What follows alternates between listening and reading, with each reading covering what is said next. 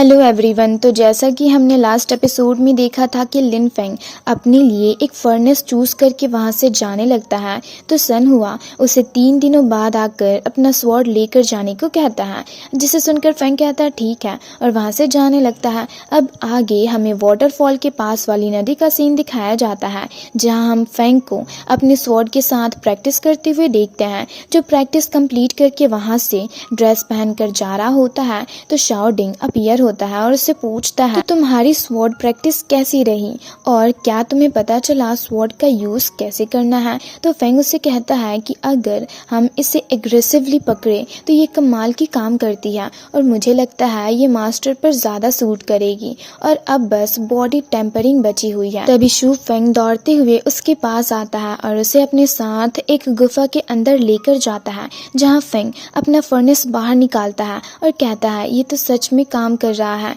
तभी शाओ डिंग उस फर्नेस को देखते हुए फेंग को बताता है कि सन फैमिली ने तो सोचा भी नहीं होगा कि इस डीमन रिफाइनिंग फर्नेस की क्वालिटी इतनी ज्यादा हाई होगी। जिसे सुनकर फेंग उस फर्नेस के नीचे आग जलाता है और उसे देख कहता है इसके फ्लेम की टेम्परेचर सच में बहुत खतरनाक है और इसके जरिए मेरी स्ट्रेंथ में वाकई बहुत इम्प्रूवमेंट होगी। और ये कहकर वो बहुत सारे स्पिरिचुअल हर्ब्स को एक साथ उस फर्नेस के अंदर डालता है और कहता है इन स्पिरिचुअल हर्ब्स को बॉयल होने में 1000 डिग्री टेम्परेचर लगेगी और इसी तरह इसके अंदर की मेडिसिन पूरी तरह से मेल्ट हो पाएगी और इन्हीं लिक्विड मेडिसिन को एब्जॉर्व करके मैं ब्लैक आयरन बॉडी टेक्निक को प्रैक्टिस करूंगा। और तभी फेंग उन स्पिरिचुअल हर्ब्स को देखता है तो वो पूरी तरह से मेल्ट हो गई होती है। ये देख वो चौंक कर कहता है ये डीमन रिफाइनिंग फर्नेस तो सच में कमाल की है, इसने इतनी जल्दी इन स्पिरिचुअल हर्ब्स को मेल्ट कर दिया।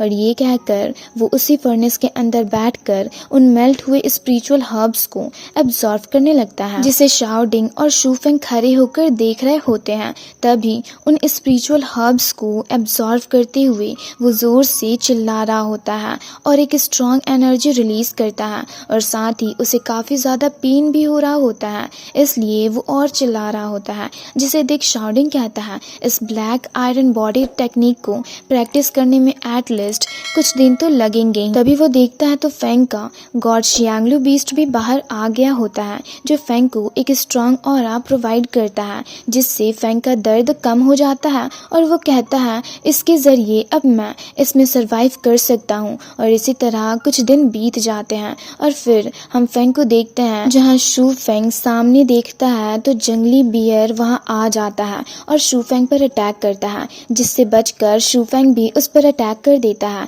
और उस बियर को काटने लगता है और उस पर भारी पड़ रहा होता है। और फिर इसी तरह पूरे 3 दिन बीत जाते हैं और फेंग कम्प्लीटली उस स्पिरिचुअल हर्ब से बनी हुई लिक्विड मेडिसिन को एब्जॉर्व कर लेता है और ब्लैक आयरन बॉडी टेक्निक को भी हासिल कर लेता है, जिससे उसकी स्ट्रेंथ में काफी ज्यादा इम्प्रूवमेंट होती है। ये देख वो काफी खुश होता है और शाओ डिंग से पूछता है प्रैक्टिस करते हुए मुझे कितने दिन हो गए। तो शाओ डिंग कहता है 3 दिन। जिसे सुनकर फेंग कहता है अरे हाँ अब तो स्वॉर्ड लेने जाने का भी टाइम हो गया है। और ये कहकर वो सन हुआ के पास अपना स्वॉर्ड लेने जाता है, तो सन हुआ उसे मास्टर जिन से इंट्रोड्यूस करवाता है और कहता है ये हमारे हॉल के बेस्ट ब्लैक स्मिथ है। जिसे सुनकर फेंग मास्टर जिन को ग्रीट करता है, तो वो उसे देखने लगते हैं। तो सन हुआ उन्हें बताता है कि यही पर्पल मून स्वॉर्ड का ऑनर है फेंग। जिसे सुनकर मास्टर जिन फेंग को उसका स्वॉर्ड देते हुए कहते हैं कि ये इस साल का सबसे बेस्ट स्वॉर्ड है जिसे मैंने ठीक किया है, इसलिए तुम इसे अच्छे से ट्रीट करना, समझ गए। जिसे सुनकर फेंग अपने स्वॉर्ड को देखने लगता है, तो मास्टर जिन उसे काफी रूडली वहां से जाने को कहते हैं। तो सन हुआ फेंग से कहता है तुम इतना मत सोचो, मास्टर जिन का टेम्पर थोड़ा अजीब है।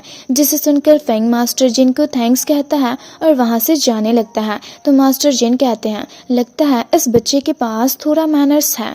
वहीं फेंग अपने स्वॉर्ड को बाहर निकालता है और उसे देख कहता है ये तो सच में कमाल की हो गई है। और फिर सन हुआ से पूछता है क्या मैं इसे एक बार यहीं पर ट्राई कर सकता हूँ। तो सन हुआ कहता है हाँ क्यों नहीं। जिसे सुनकर फेंग उस बड़े से फर्नेस पर लगातार काफी पावरफुली अटैक करता है, जिससे लगातार एक स्ट्रॉन्ग ऑरा रिलीज हो रही होती है। ये देख एक मास्टर फेंग फेंग की काफ़ी तारीफ करते हैं, जिसे सुनकर मास्टर जिन को भी काफ़ी खुशी होती है। वहीं फेंग के अटैक से सामने वाले फर्नेस पर एक बहुत बड़ा सा मार्क हो जाता है, जिसे देख सन हुआ भी हैरान होकर कहता है, तुम्हारी स्वॉर्ड स्किल तो सच में कमाल की है, क्योंकि इस फर्नेस को तो डिस्ट्रॉय करना डिवाइन गेट रिलम के 5th लेवल के कल्टीवेटर के लिए भी बहुत ज़्यादा डिफिकल्ट है, पर तुमने इस पर इतना बड़ा मार्क कर दिया। अब मुझे पूरा यकीन हो गया है कि तुमसे दोस्ती करके मेरी सन फैमिली ने बहुत अच्छा काम किया है। तो फेंग उससे कहता है, ये सब तुम्हारी मदद के कारण ही हुआ है, जिसे सुनकर सन हुआ उससे कहता है कि इसकी कोई ज़रूरत नहीं है, मुझे भी तुमसे एक फेवर चाहिए, और अगर तुम मेरी मदद करोगे तो हमारी सन फैमिली तुम्हारा हमेशा एहसानमंद रहेगी। जिसे सुनकर फेंग उससे पूछता है, कैसी मदद? तो सन हुआ उसे बताता है कि कल हमारी सन फैमिली चांग सिटी में सप्लाई के लिए निकलेगी, तो मैं उम्मीद करता हूँ तुम उन्हें प्रोटेक्ट करने में हमारी मदद करोगे। तो फेंग उससे कहता है, हाँ क्यों नहीं, और उससे टाइम पूछता है। तो सन हुआ उससे कहता है, कल सुबह। जिसे सुनकर फेंग कहता है, ठीक है, और वहाँ से जाने लगता है। और इसी के साथ ही ये एपिसोड यहीं पर ख़त्म होता है। तो अगर आप लोगों को ये वीडियो अच्छी लगी तो वीडियो को लाइक और चैनल को सब्सक्राइब कर दें।